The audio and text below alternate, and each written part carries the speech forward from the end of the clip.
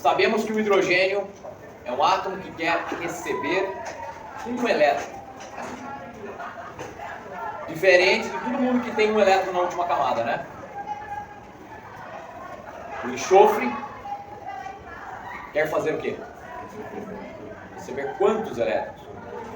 Nós temos que olhar então o número de elétrons da última camada, que é representado aqui pelos pontinhos. Por que a última camada? De todos os elétrons que existem dentro de um átomo, os únicos elétrons que entram em ligação química são os da última camada.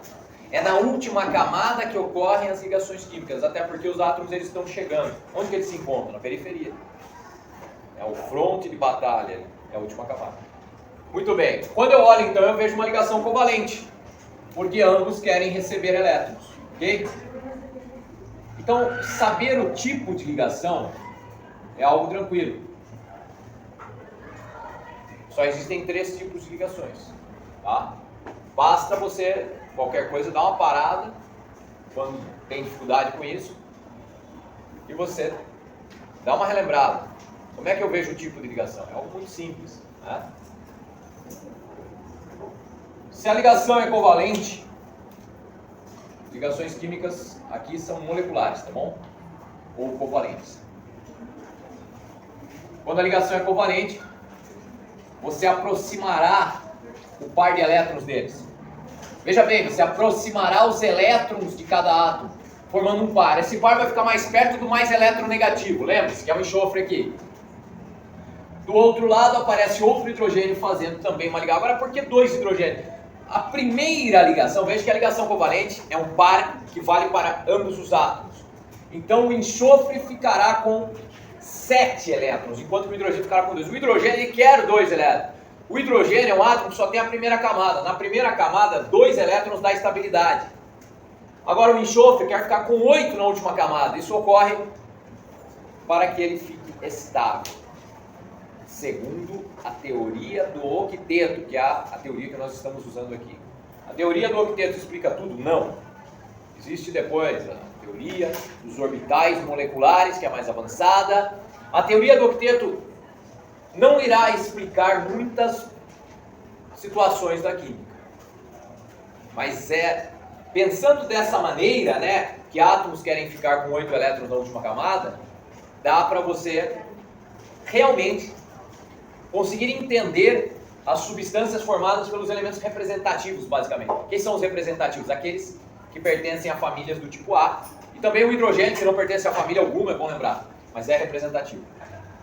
Mas diga-se de passagem, a ciência ela é feita assim, você desenvolve uma teoria. Aquela teoria é o quê? É a maneira como, naquele momento da história, você consegue explicar as coisas. Depois surgem novas teorias. E a teoria anterior não é que ela morre, mas você vai chegar e dizer, olha, essa teoria aqui, essa maneira de pensar, ela vale até certo ponto.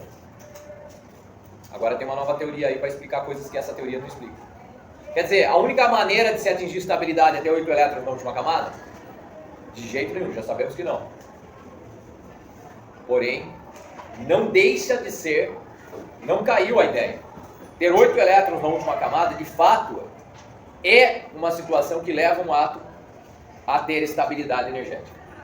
E ter estabilidade energética significa gastar menos energia.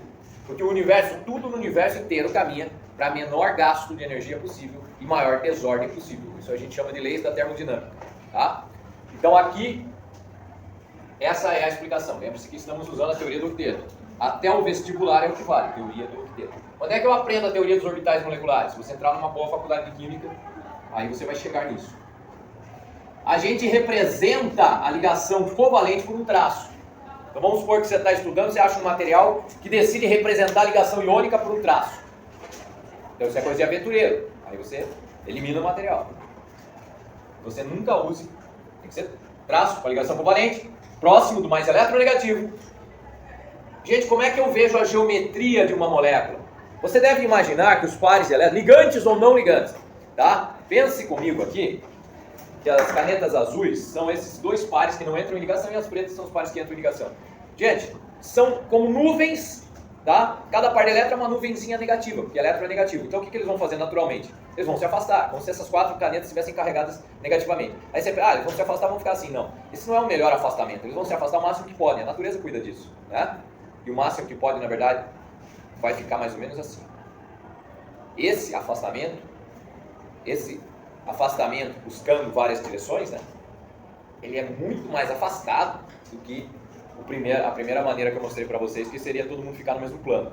E se fossem 3, como é que ficaria? 3 canetas ficaria assim. Então são esses os formatos de moléculas que existem aqui. Seria o trigonal plano, se for só 2 ligações, linear, e se forem 4 ligações como aqui, eu chego no formato tetraédrico, o nome disso. Tá? Então, vocês têm que escrever assim: a geometria dos pares de elétrons é uma coisa, e a geometria da molécula é outra coisa. Então, a geometria dos pares de elétrons, é lógico que nós estamos falando aqui de elétrons da última camada, mas ninguém vai falar esse nome inteiro. Então, quando te perguntarem a geometria dos pares de elétrons, diga, nesse caso, tetraédrica, pois trata-se da figura geométrica formada pelos pares de elétrons quando se afastam. Agora, a geometria da molécula é quando você olha apenas para a molécula em si, para os átomos que formam a molécula. A geometria da molécula, tá? A geometria molecular aqui, ela será como? Então, repito para você. Lembre-se que em preto eu estou representando os pares ligantes. Em azul, os pares não ligantes.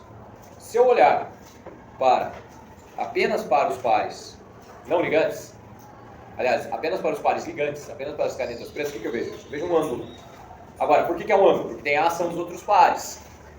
Mas a geometria molecular será angular.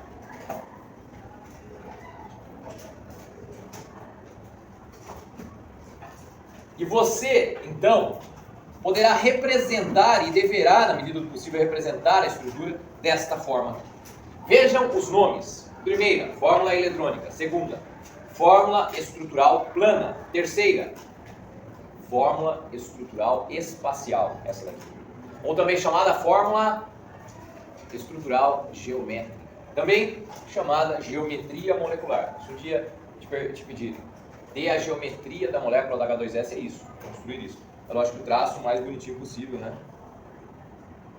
Veja que ele continua perto do enxofre. Quando você conhece a geometria da molécula, aí você é capaz de pensar sobre a molécula e tirar novas conclusões. Aqui, por exemplo, você percebe, olha, eu já sei como é essa molécula e vejo que na parte de cima dela concentra-se mais carga negativa que a parte de baixo. Então eu vejo nitidamente que há uma região negativa e uma região positiva.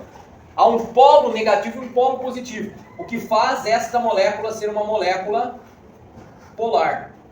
Chegaremos ao final dizendo H2S. Lembre-se que o mais eletronegativo é colocado por último na fórmula de uma substância molecular. Ok? Ok? Veja bem, você tem aqui a fórmula eletrônica, a estrutural plana, a estrutural espacial, e essa daqui se chama fórmula molecular. Só existe fórmula molecular para substância molecular. As iônicas, a fórmula pequenininha, como por exemplo NaCl, KCl, como é que se chama a fórmula da substância iônica? Ion fórmula. Eu queria dizer para vocês que toda substância tem uma função química. Que você, se você digitar no Google funções químicas, 2 pontos, como identificá-las, como saber a função química do camarada, você vai cair numa aula que eu recomendo a você. Quando você estuda a função química, você vê como saber o grupo da substância. Quando você olha para a fórmula, dá para saber o grupo que a substância é. Não tem, por exemplo, as pessoas que são do rock, outras do sertanejo, que são 5 grupos de substância quando elas não têm carbono, quando são inorgânicas. Você bate o olho na substância, lá na forma molecular dela. Se ela, olha só, esse grupo é fácil de identificar. Se começa com H, é ácido. Tirando o H2O e H2O2, você pode repetir até decorar. Começou com H, é ácido. O cara vai repetindo daqui até a casa dele, no ônibus, no cobrador, vindo, motorista, todo mundo. Aquela encheção de saco, o cara ficou doido. Quando ele chega em casa, já repetiu tanto que ele fala, mãe, começou com H, é ácido. Começou com H e ácido, começou com H e ácido, começou com H e ácido. Ele chega na casa dele e fala, mãe, começou com H e ácido, sabia? Vocês tomem cuidado. Se você faz isso, a sua mãe diz, hoje você vai direto fazer o dever da escolinha, certo? Não tem Dora Aventureira hoje. 5 da tarde, arruma a lancheira, arruma o material e vai dormir mais cedo hoje. Então esse aqui é o quadro do H2S. Essa aula aqui, ó, se eu postar ela, eu vou poder colocar, é conteúdo para crianças.